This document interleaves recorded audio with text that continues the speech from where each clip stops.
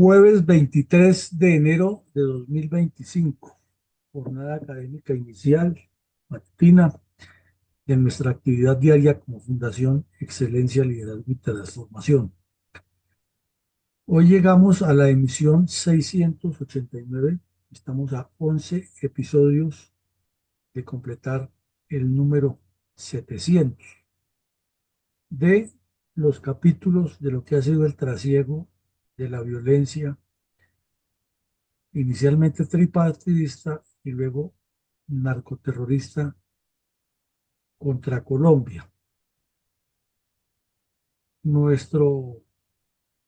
tema de hoy es la reconstrucción de una horripilante masacre, inicialmente 25 y luego en total 31 campesinos en el área rural de el corregimiento de Barragán, en un sitio conocido como Frazadas, municipio de Tuluá, en el departamento del Valle, a finales del año 1957, en medio de un ambiente político supremamente convulso, con ocasión de la transición que se estaba haciendo del gobierno militar, de la junta militar, a lo que llamaron los dirigentes políticos de la época el Frente Nacional. Son dos hechos seguidos que nos hacen ver que si lo ocurrido en el Catatumbo la semana anterior causó tanto horror y desasosiego en la comunidad nacional e internacional, esto tuvo que haber sido algo similar o peor. Adelante, mi coronel. Mi coronel, para contextualizar a nuestra audiencia en términos generales, resumamos la compleja situación política en Colombia en 1957. Recordemos que para el año de 1953, los dirigentes políticos de ambos partidos, liberal y conservador, estaban tan untados de la violencia que afectaba al país que no vieron otro camino que llamar al general Gustavo Rojas Pinilla y decirle: general, asuma usted el poder porque a nosotros nos quedó grande. Pero como todo politiquero corrupto y descompuesto de esa época, igual a los de ahora y a los de antes, apenas vieron que el general había reorientado el país, había tranquilizado los espíritus y estaba desarrollando el progreso, se pusieron de acuerdo entre ellos e hicieron una cantidad de pactos oscuros que iniciaron aquí mismo dentro de Colombia, y para darle mayor connotación y un mensaje politiquero y psicológico de que estaban empeñados en la paz, viajaron a España los jefes de los dos partidos y, como si fuera vendiéndole una finca el uno al otro o acordando cómo repartir las utilidades de la finca, acordaron: vamos a hacer un gobierno de transición de 12 años en que liberales y conservadores nos alternamos el poder sin importar lo que pase. Dentro de los liberales había corrientes diferentes y una de ellas era la de los gaitanistas, que consideraban que esa violencia era producto de una persecución contra ellos, muy cercanos al Partido Comunista. Entonces, ni corto ni perezoso, uno de los más corruptos dirigentes de esa pléyade, llamado Alfonso López Miquel, se creó su propio partido y se declaró en rebeldía contra esos pactos y esos acuerdos que han hecho liberales y conservadores. Y los comunistas, que habían sido declarados partido ilegal, de una vez entraron a terciar con los liberales a ver cómo venían a hacerle más daños al país, no solamente con la violencia, sino con lo que ellos llaman la combinación de las formas de lucha. Y así surgió ese convulso escenario. Por otro lado, la junta militar que había reemplazado al general Rojas, a quien después de haberlo puesto en el top del pedestal por ser el que los había salvado y les había resuelto los problemas, esos mismos politiqueros corruptos se encargaron de promover la salida del general y de presentarlo ante el pueblo como un asesino, ladrón, lo peor que haya pasado en Colombia. Y ellos eran todos pulcros y santos varones, igual que ocurrió o que ha ocurrido en toda la historia, en la época más reciente con los señores Santos y Uribe, que son los responsables de un montón de cosas que sucedieron y finalmente terminó el ejército siendo el responsable de lo que ellos habían hecho y los dos libres de pecado, premio Nobel de Paz, reelegidos, etcétera. Entonces, ha sido una constante en la historia de Colombia. Y ayer lo veíamos con el señor Petro, responsable absoluto de toda la barbaridad que cometen los terroristas del ELN en el Catatumbo, y salió descaradamente a decir que era culpa del ejército, que no tenía inteligencia y que no estaba cumpliendo con la función constitucional de combatir el terrorismo. Es increíble cómo los políticos corruptos saltan de un lado a otro y terminan siendo los buenos y los otros los malos. El país estaba creciendo en forma desmesurada en las áreas urbanas debido a la violencia que promovían los partidos políticos por parejo. Y ya no solamente eran liberales y conservadores, sino comunistas y MRL, que también tenían sus propias bandas y armaban la violencia, y la gente tenía que venirse a las ciudades a engrosar los cinturones de miseria, atraídos sobre todo por el trabajo artesanal que se multiplicaba en las ciudades, los talleres de carpintería, ebanistería, mecánica, zapatería, sastrería, y las señoras, casi todas en trabajos domésticos. Los niños con escaso acceso a la educación terminaban de obreros de construcción o en los chircales, en las ladrilleras trabajando. Eh, Al final del gobierno del general Rojas Pinilla, toda esa acción de los dirigentes políticos originó el surgimiento de cuadrillas tripartidistas. Y a esos tripartidistas, como ya lo notamos, se le agregaron los del MRL, que asesinaban igual que los otros. Entre tanto, el Partido Comunista venía desde los años 50, no cesó de hacerlo a pesar del gobierno abierto y desarrollista del general Rojas Pinilla, siguieron construyendo sus repúblicas independientes. Pues aquí en este periodo es donde es interesante resaltar que a pesar de la mentira que han vendido los comunistas acerca de la supuesta bondad e inocencia de campesinos en Marquetalia y Río Chiquito, la verdad verdadera es que desde los años 50 allí estaba el Partido Comunista construyendo emporios armados. Por eso cuando el ejército entró en los años 60 a esos dos enclaves, los recibieron con fuego de ametralladoras .50, con fusiles de guerra calibre .30, con carabinas, con explosivos, con granadas. Pero los comunistas son tan sucios y torvos que siempre venden la idea era que estaban armados con machetes y escopetas, y que Tiro Fijo, que era uno de los criminales de más largo prontuario, era un humilde campesino que decía que le han robado unas gallinitas y unos marranitos. Eso no es cierto. El Partido Comunista tenía un ejército particular armado en Río Chiquito, Marquetalia, el Guayabero, el Pato, y la resistencia que le ofrecieron a las fuerzas militares fue con unidades de infantería ligera armadas y con capacidad de confrontar contra las tropas. Simultáneamente estaban creciendo en las áreas urbanas muchas células terroristas, y tomó mucha forma la violencia con las masacres de lado y lado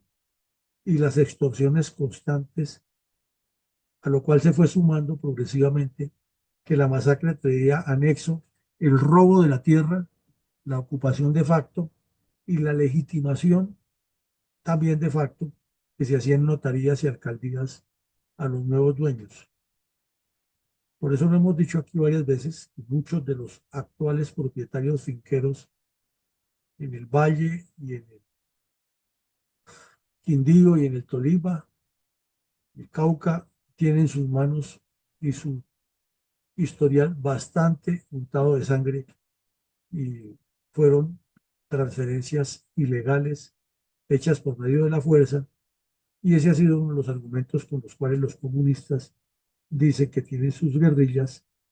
porque allí lo que hubo fue una expropiación, que la lucha que ellos hacen es precisamente por la ocupación de las tierras. Sigamos, mi coronel.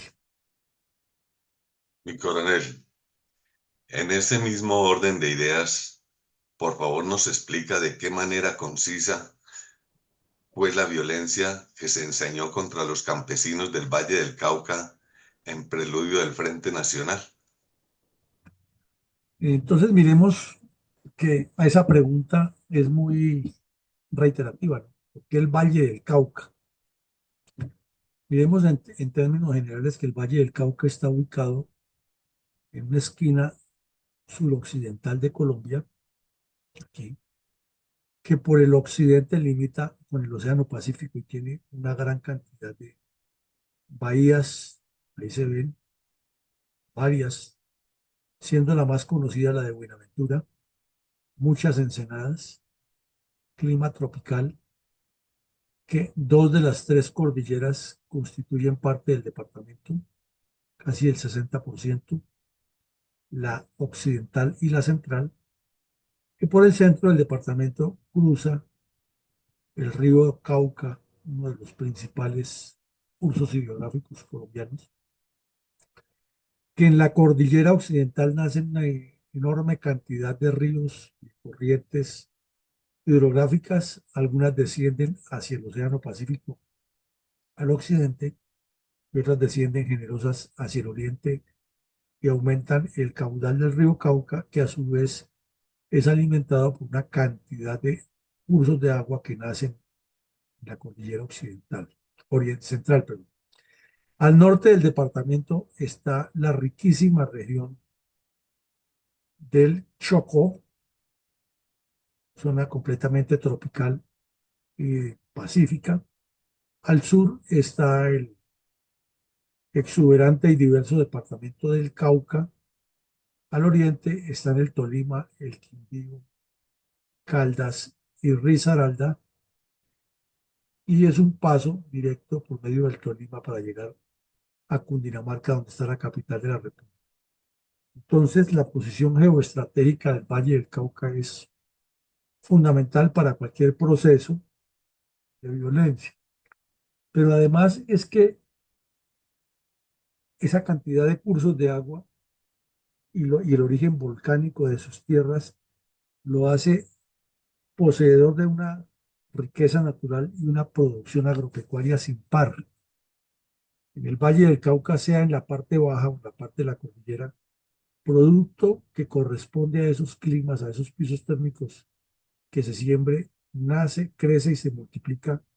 muy rápido porque son tierras muy aptas para el desarrollo agropecuario. Entonces, la ganadería de todos los tipos o la agricultura de cada piso térmico tiene casi asegurada su crecimiento y su desarrollo en esta rica región. Históricamente, en el Valle del Cauca se desarrollaron una cantidad de procesos de desarrollo político y económico que incidieron en que hubiera pugnacidad política histórica, desde las guerras civiles y desde los conflictos sociales que siempre han existido en Colombia. La violencia tripartidista se fue acumulando por esas mismas razones en todos los municipios del eje que constituye el río Cauca, desde los límites con el departamento del Cauca hasta llegar al Viejo Caldas, siguiendo las dos, los dos descensos de cada una de las cordilleras. Debido a que el café progresivamente se convirtió en el producto número uno del desarrollo económico del país, el primer renglón de la economía, y a que en Europa y Estados Unidos aumentó fundamentalmente el consumo del azúcar. Entonces comenzaron a llegar de todas partes del país a esa región personas de diferentes orígenes. Y esa población flotante, en medio de la pugnacidad política y de los intereses tripartidistas acumulados, multiplicó la violencia y el municipio de Cali se convirtió en el epicentro, en el imán tanto del desarrollo integral del suroccidente colombiano como en el sitio a donde llegaban todos los desplazados de la violencia que se estaba generando. Entonces era un cuadro muy complejo que aún pervive y sigue siendo así. Toda la violencia que hay ahora por el narcotráfico y el terrorismo comunista de las FARC y el ELN empuja gente de todos los rincones del suroccidente colombiano hacia la capital del Valle y con la presencia del narcotráfico le ha causado muchísimo daño a esta región del país, especialmente al municipio de Cali, al sur del departamento y a Tuluá en el centro del mismo. Entonces lo que vamos a ver hoy que ocurre en Tuluá tiene unos orígenes y unas constantes desde hace mucho rato. Y todo eso hacía, por obvias razones, que la violencia y la delincuencia fueran multiformes. Tanto la política armada comunista, liberal y conservadora, como la violencia común, la delincuencia común, que se fue asentando y multiplicando debido a la riqueza y a las condiciones sociopolíticas del Valle del Cauca. Una historia muy compleja e interesante que resumimos brevemente. Adelante, mi coronel. Coronel, en vista de que el informe de la verdad no nos contó todos los detalles, por favor nos hace un resumen de las dos atroces masacres cometidas en la zona rural del municipio de Tuluá por una misma cuadrilla de bandoleros liberales y comunistas contra campesinos conservadores. La primera en las veredas Calamar y El Cebollar, y la segunda 3 semanas después en el corregimiento de Barragán, donde fueron asesinadas otras 31 personas de filiación conservadora. Bueno, mi coronel, esto es largo. Comencemos por mirar que la ubicación geoestratégica del municipio de Tuluá da para eso. Decíamos que desde el inicio de la violencia, estos dos municipios, el de Cali, está al sur, y el de Tuluá, que está en el centro norte del valle, se han caracterizado por ser como los ejes de desarrollo de los alrededores y el punto o el imán de donde emana o se atrae toda esa violencia. Y Cali está muy cerca del municipio de Palmira, que es uno de los más industriales. Entonces volvemos a Tuluá. Está al centro norte, pero está sobre la margen oriental del río Cauca, que atraviesa el departamento de sur a norte. Y tiene una gran cantidad de pisos térmicos, comienza desde el nivel del mar, donde está el río Cauca, y va creciendo progresivamente hacia el oriente hasta llegar a una zona páramos. Aquí vemos la belleza y la exuberancia de esas tierras, infortunadamente afectadas por la violencia. Esta es la carretera de la doble calzada, que fue la primera gran autopista que tuvo Colombia, después de la ruta Cali-Palmira, que fue la primera. Y aquí vemos que las tierras son hermosas, ricas, como se ve aquí el cultivo de caña de azúcar parece que brotara naturalmente, y si no se le hiciera mantenimiento a la carretera rápidamente esto se llenaría de caña de azúcar, porque es que es una zona muy, muy rica, pero en breve ya la gente está en parte de cordillera y aquí vemos la Palma de la Cera, que usualmente se ubica en el Quindío y la parte occidental del Tolima, pero en Tuluá, que es del valle, también hay mucha palma de la Cera. Zona montañosa, infortunadamente vemos la cantidad de terrenos que han descapotado los campesinos para hacer ganadería y sin embargo la naturaleza vuelve y crece. Y más alto, una región bellísima de páramo, y hay muchas lagunas, igual que en el Sumapaz, igual que en Boyacá, igual que en Antioquia, que nacen centenares de ríos. Y el municipio de Tuluá, que tiene una configuración en su parte central urbana, muy, muy española. Entonces, a pesar de esa belleza, de esa capacidad de recursos, la violencia se incrementó. Y miremos primero la primera masacre que fue horripilante, asquerosa, y ocurrió en los corregimientos de Calamar y el Cebollar en septiembre de 1957. Aquí tenemos en la foto la descripción que hizo el diario El País de Cali y que luego fue reproducida textualmente en casi todos los medios de comunicación colombiana. Y es que una cuadrilla de bandoleros liberales y comunistas, de esos que de una vez dijeron que la salida del general Rojas y el regreso de los dos partidos al poder era una persecución contra ellos,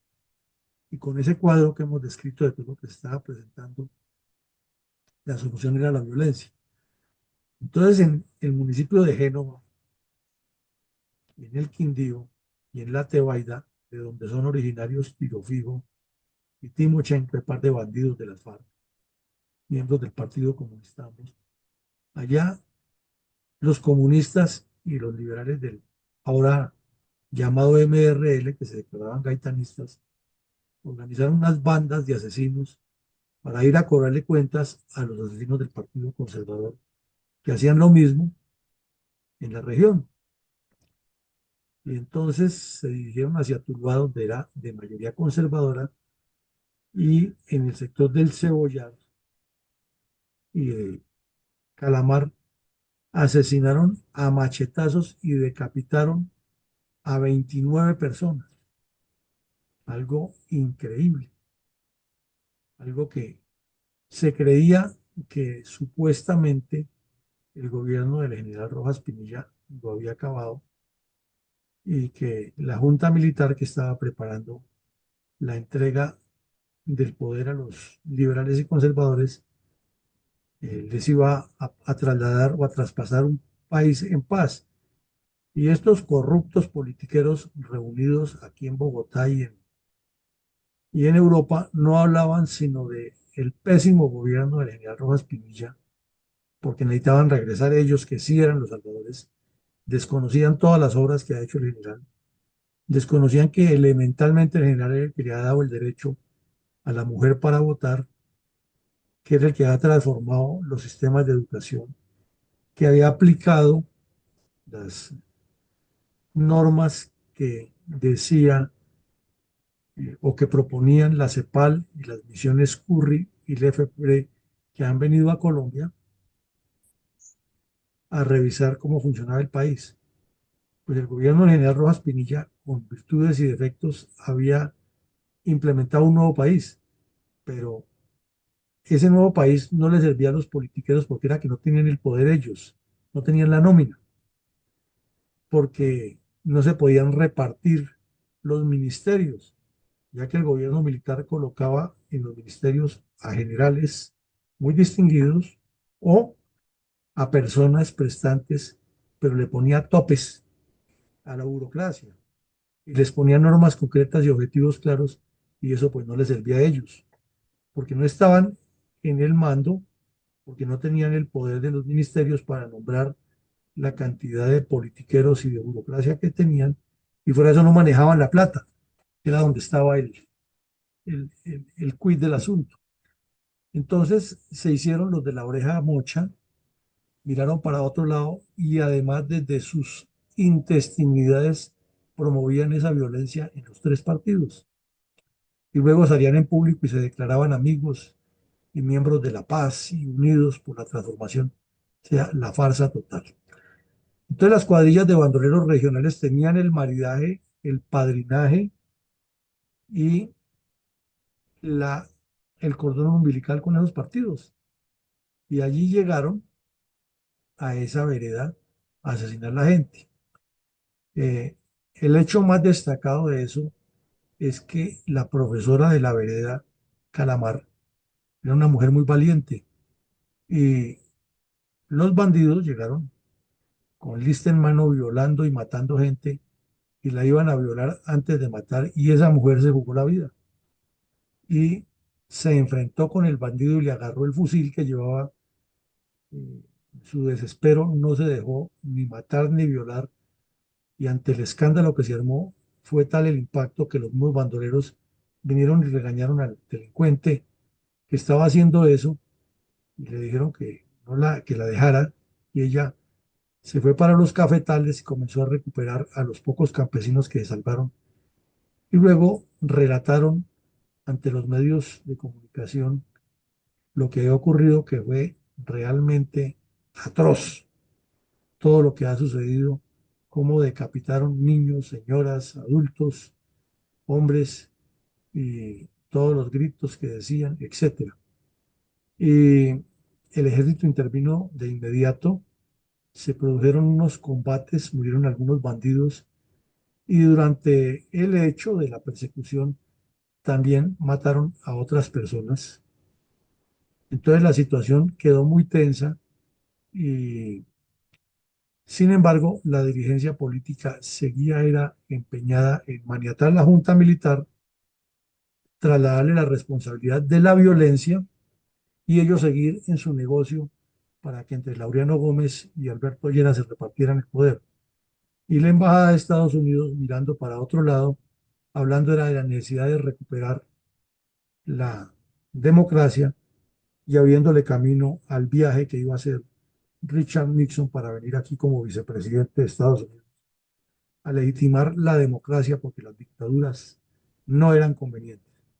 Y la Junta Militar, faltos de visión, también hicieron parte del juego. Además, porque los habían manejado políticamente y la misma empresa privada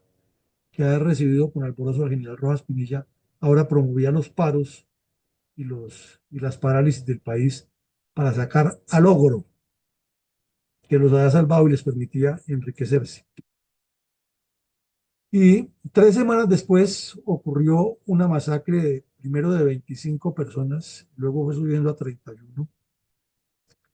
en la región de Frazadas, muy cerca de ahí. El, los móviles fueron más o menos similares. La metodología como lo hicieron fue igual de atroz y aterradora. Aquí quedó ya más claro de dónde venían los bandidos.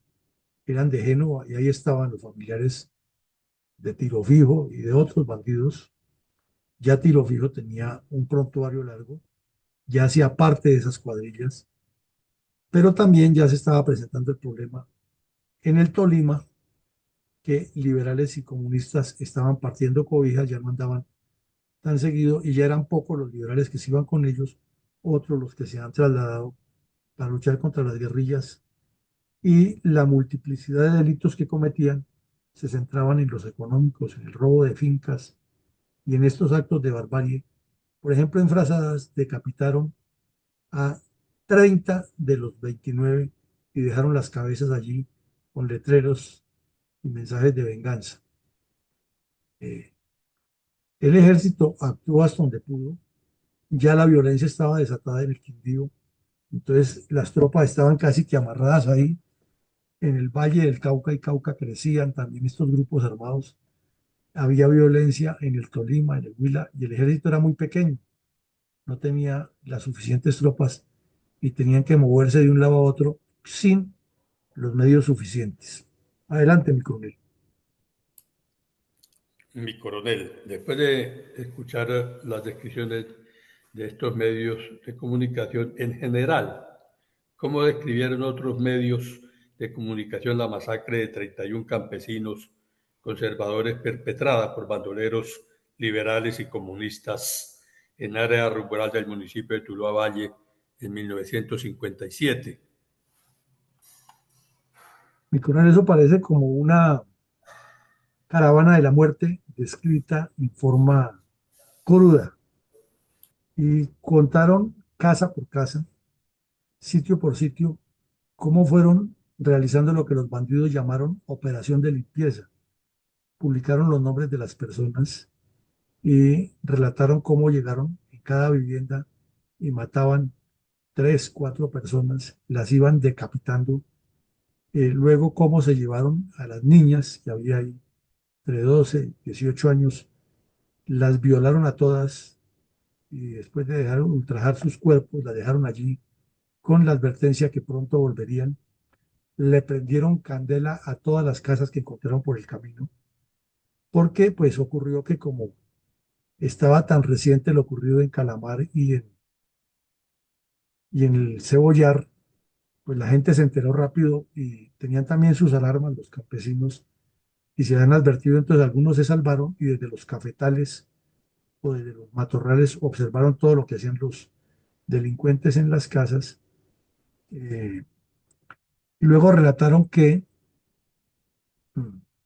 días después, cuando ya estaba el ejército y ya se han completado 31 muertos, no 25 como se ha dicho inicialmente, los bandidos de civil detuvieron un vehículo de esos de transporte público de las veredas y le preguntaron al conductor que qué había pasado y el conductor contó que unos bandidos habían venido a asesinar a unos campesinos, que ellos quién eran y de una vez también lo mataron a él por sapo, dijeron. Eh, el movimiento de tropas fue grande con todo lo que tenía el ejército. Hubo algunos combates, pero a la dirigencia política eso no le importaba ni a los mismos medios de comunicación. Se publicaron como noticias normales lo que allí estaba ocurriendo y en breve pasaron a segundo plano, porque el primer plano eran las reuniones y los anuncios de los señores Lleras Camargo y Gómez Hurtado y la politiquería permanente que hacía el señor Carlos Lleras Restrepo, que desde ese tiempo quería ser presidente y como ya vimos, después de que lo fue, quería seguir en el cargo y luego insistió 2 veces más a ver si lo reelegían, porque él era el salvador de Colombia, él era el dueño de la verdad absoluta y el estadista, y tenía periodistas que le hacían el juego y lo presentaban como el hombre de carácter, el hombre transformador, y lo que era otro politiquero descompuesto, responsable de todas estas situaciones tan crueles y tan críticas. Adelante, mi coronel. Sí, mi coronel, tal cual sucede ahora en el Catatumbo. Parece que lo del Catatumbo es una réplica de lo que ocurría antes, nada cambia. Mi coronel, ¿qué reflexiones de orden político, moral, histórico y estratégico podríamos esbozar como análisis global de la masacre del 31 campesinos conservadores perpetrada por bandoleros liberales y comunistas en área rural del municipio de Tuluá Valle en 1957? Aquí hay muchas, mi coronel, muchísimas, tomemos algunas. Y es que la ubicación geoestratégica de las distintas regiones de Colombia, sumada con el punto número 2, su riqueza y la producción agropecuaria, se han convertido a lo largo de la historia del país en fuentes, en estímulos y en facilidades para que la violencia crezca y cause todos estos daños. Si miramos durante la época de la Guerra de la Independencia, perdón, todo ese crecimiento de los combates se efectuó en las mismas regiones que luego tomó mucha fuerza durante las guerras civiles porque hay recursos para subsistir y cuando hay recursos para subsistir, las guerrillas se pueden mover, las fuerzas irregulares se pueden mover por todas estas zonas y plantearle combates al Estado y asimismo pueden reclutar o inducir o someter al campesinado a que los apoye y no le queda otro camino. Y hace también que se produzca ese fenómeno de la expulsión de tierras y las migraciones masivas hacia los centros urbanos. Aquí tenemos que reflexionar un poco que esa pugnacidad política tripartidista no la han vendido en la historia y los historiadores se han prestado para eso sin reflexionar a fondo. Es que el problema era liberal conservador y que lo que pasó después fue persecución del Estado contra un sector del campesinado que tenía tendencias gaitanistas Y eso es parcialmente cierto, o casi que no es cierto. La realidad es que la pugnacidad política fue promovida los tres directorios, liberal, conservador y comunista, y que de remate tanto liberales como conservadores se partieron en dos líneas definidas, los liberales entre tradicionales y gaitanistas, y los conservadores entre laureanistas y ospinistas, y que esas divisiones lo que hicieron fue coadyuvar a que la violencia creciera. Y un actor muy importante que nadie menciona por distintas razones es la Iglesia Católica, que asumió partido en diferentes vectores y sectores, y el día de hoy sigue existiendo eso. Y por ejemplo, la violencia del ELN tiene perfecto arraigo y ligazón directa con los sectores de la teología de la liberación del ELN, que subsisten fuertemente en la Iglesia Católica. Y otros sectores, de los que llaman de ultraderecha, que organizan sus grupos armados, también tienen a miembros de la Iglesia Católica allí metidos y en esa época más. La violencia tripartidista tenía eh, o tuvo muchos eventos como los que acabamos de mencionar, más de los que se conocen o de los que se han retrotraído a la memoria, y un condicionamiento de unos dirigentes perversos que, como lo decía ahora mi coronel Saldaña, siguen tan campantes como el whisky Johnny Walker, trasladándole la responsabilidad a otros y promoviendo desde la comodidad de sus escritorios y sus caciques regionales esa violencia, y en especial el Partido Comunista después de esta etapa ha sido el más perverso porque asesinan, matan, roban, secuestran y siempre son víctimas.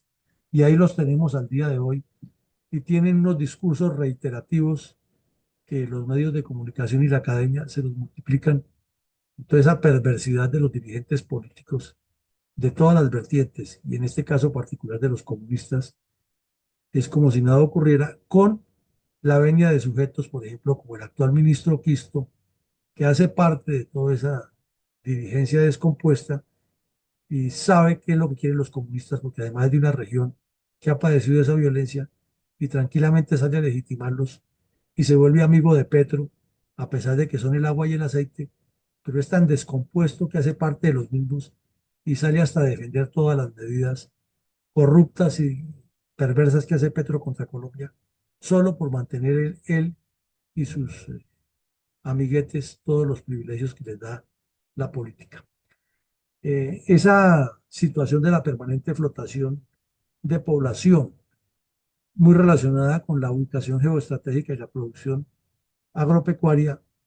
nos han tenido en la falta de industrialización, los desplazamientos masivos de las ciudades, la ignorancia de los campesinos, la irregular explotación de la tierra, la terratenencia y una cantidad de fenómenos que son utilizados de manera politiquera, pero en el fondo no tienen el manejo adecuado ni estratégico, como lo veíamos anoche en el tema de la energía, con las advertencias que nos hizo el conferencista, el señor Amílcar Acosta. Ese robo de propiedades y fincas, legitimadas luego por alcaldes y notarios, tiene todavía muchos rezagos y es una de las explicaciones y justificaciones siniestras que dan los comunistas armados y muchas otras personas que los apoyan, porque además el despojo de propiedades y la desesperanza de la gente, que además en esa época se reprodujo de manera impresionante,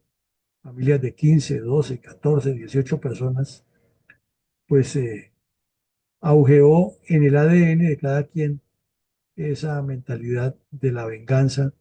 y por eso la violencia está tan incubada en las regiones rurales colombianas. Y de la mano o al tiempo con esa violencia política ha ido creciendo también la violencia multiforme de distintas expresiones, y todas afectando la seguridad y el desarrollo del país. Como vemos, es un fenómeno que hay que mirarlo mucho más a fondo y no como les cuento a estos politiqueros salvadores pero lo difícil es que el país entero entienda que es como un círculo vicioso y una ceguera colectiva mutua y consentida. Adelante, mi coronel. Con reverencia, admiración y absoluto respeto por todas las víctimas del terrorismo comunista contra los colombianos, escuchemos un minuto de silencio en homenaje a sus vidas, sus obras y sus trágicos finales a manos de desalmados criminales marxistas, leninistas.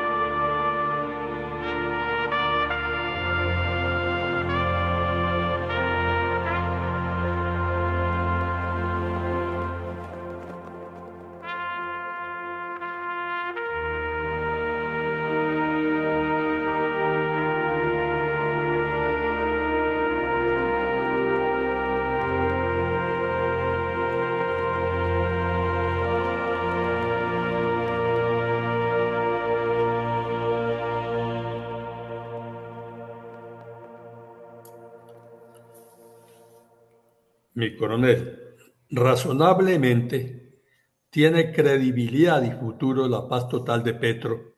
si vemos en detalle la oleada de crímenes cometidos por grupos inspirados en el Partido Comunista con quienes está negociando y que de remate los cometen con el mayor cinismo mientras hablan de paz, pese a no cambiar su visión depredadora como en el caso estudiado en el día de hoy.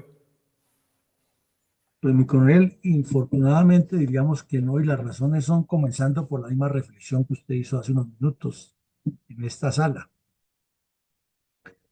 Es que si se mira en contexto y sin apasionamientos, lo ocurrido la semana anterior en el Catatumbo, durante el desgobierno del señor Petro, frente a lo que ocurrió hace 67 años, ya casi 68,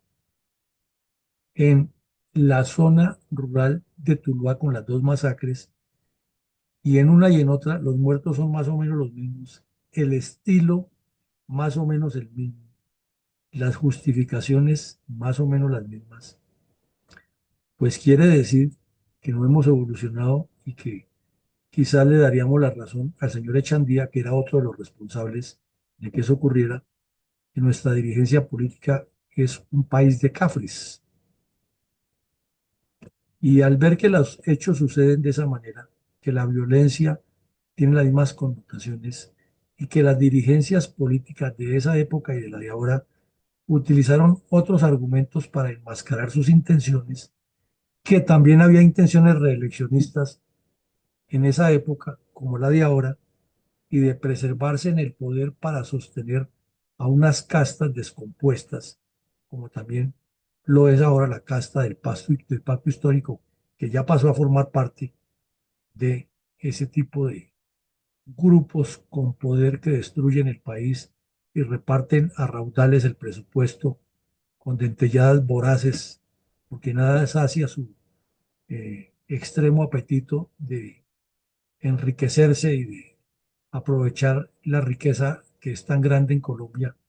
no pensando en el país, sino en ellos. Pues simplemente llegamos a una conclusión sencilla. lo que está haciendo Petro es repetir lo mismo con otros actores y con otras intenciones, pero iguales de siniestras ambas contra el país, y de remate con las dictaduras de Venezuela y Cuba, juntadas de un comunismo estúpido, trayéndonos la violencia en lugar de promover el desarrollo. Quiere decir que ni en esa época ni en la de ahora se ha pensado en el futuro del país, sino en el futuro de quienes se apoderan del control del Estado para expoliarlo y enriquecerse. No es posible que haya una paz concreta en esos escenarios, máxime que es repetición uno del otro. Entonces, a continuación, escuchemos a mi coronel González leyendo el comentario de mi coronel Alarcón. Adelante, mi coronel González. Gracias, mi coronel. El título es Lo mismo que antes, por más de 60 años de politiquería. Un compañero del programa hace poco nos recordó la frase de Albert Einstein que dice, si haces siempre lo mismo, no esperes resultados diferentes. Este preámbulo nos indica que tanto gobierno como pueblo, el uno autoritario y el otro conformista, es la tónica que solo trae dañinos resultados, pues los malos siguen hacia adelante y los demás ven correr la historia desde el palco, llenos de miedo y tolerando todo lo que los delincuentes, especialmente los izquierdosos comunistas, por más de 60 años nos han querido imponer. ¿Por qué lo mismo que antes? Es simple, lamentable y crítico. Es lo que hemos analizado en el episodio de hoy sobre las 31 víctimas asesinadas por las cuadrillas liberales y comunistas en Tuluá Valle. Hombres, mujeres y menores de edad, pertenecientes al otro partido, pero también influenciados clandestinamente por el Partido Comunista. Este panorama fue lo que demostró el violento tripartidismo de ese entonces, hace más de 60 años. Los informes de prensa de la época muestran que las preocupaciones eran otras. Las elecciones, la politiquería y la creación de comités partidistas para lavar la crueldad y la violencia. Criminalidad extrema de bandidos para convertirse en representantes, para viajar a hacer cursos en Rusia a costa de mucha sangre derramada. Desplazamientos masivos, reclutamientos forzados de menores, descuartizados, asesinatos a machete,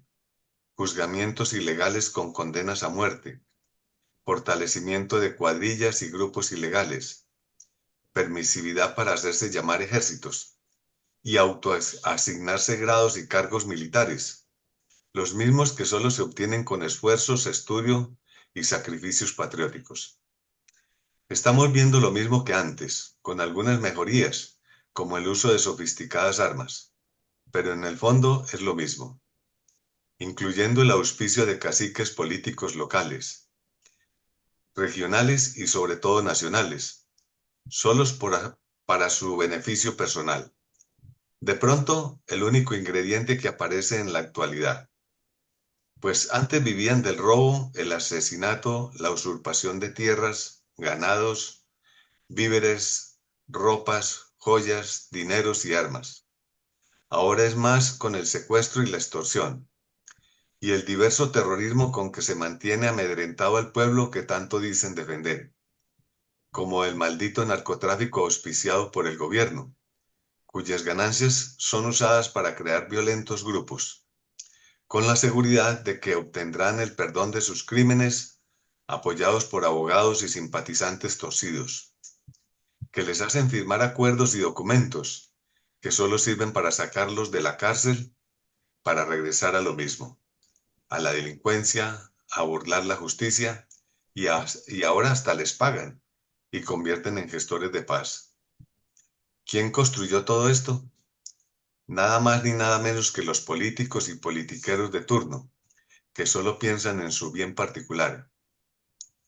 He aquí el alto grado de responsabilidad del por qué, después de 60 años, seguimos en las mismas, con los mismos, confabulados con los terroristas, bandidos, bandoleros y comunistas. Por esto, hoy más que nunca, y para que no se le olvide a los creyentes del mentiroso informe de la verdad de Francisco de Rux y a los declarantes de paz Santos y Petro ante la ONU,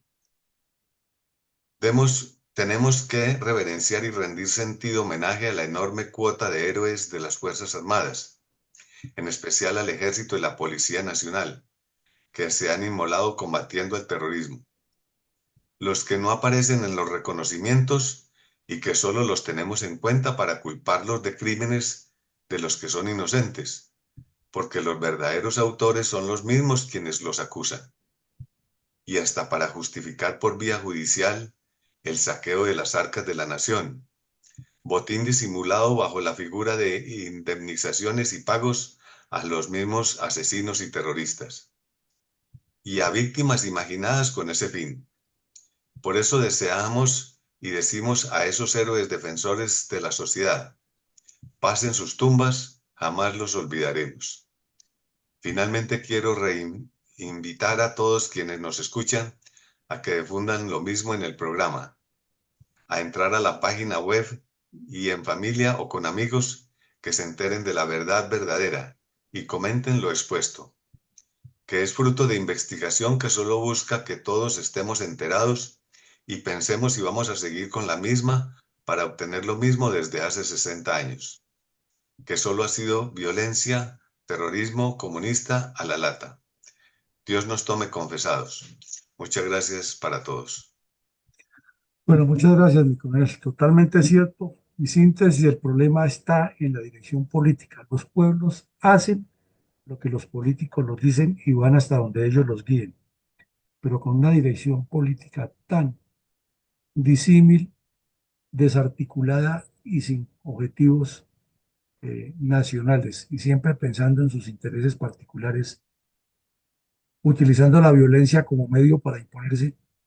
pues no tendremos ni paz ni desarrollo. Esta noche tendremos en la memoria, en la actividad académica, el análisis de la farsa de Venezuela, que ya se le olvidó a todo el mundo, cómo el señor Maduro salió adelante con su farsa y lo que eso nos puede afectar a los colombianos o lo que nos está afectando. A todos un feliz día, muchísimas gracias y que Dios nos siga acompañando y bendiciendo.